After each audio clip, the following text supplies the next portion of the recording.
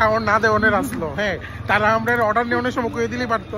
হ্যাঁ, তারা অর্ডার নেওয়ার সময় কইছে তাড়াতাড়ি অর্ডার করুন আমরা যাতে তা আপনার টেবিলে বসার সঙ্গে সঙ্গে খাবার দিতে পারি। হ্যাঁ, at the end of the day কি হয়েছে?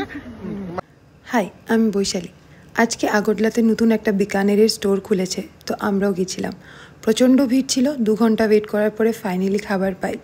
খাবার অনেক টেস্টি ছিল, কিন্তু experience. So, how was the experience, Rahul? বহুত বেকার থা বিকজ বাংলাতে বল।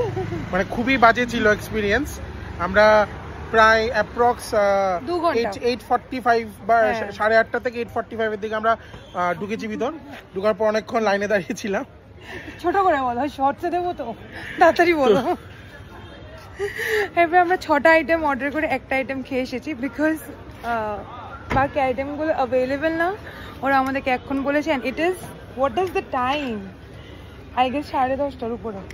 ইটস 10:42 এখন আমাদের স্ট্রিট ফুড খেতে লাগবে। আমরা কোথায় হেলদি ভেজ ফুড খাবো, শ্রাবণ কা পেহলা সোমবার বলে, ওখানে আমাদের নন ভেজ আনহেলদি ফুড খেতে লাগছে। তো ইভেন বিকানের ডিলাক্স থালির সুইট আইটেমটা মিসিং ছিল, তো আমরা বলার পরে ওরা সেটা আমাদেরকে এনে দেয়।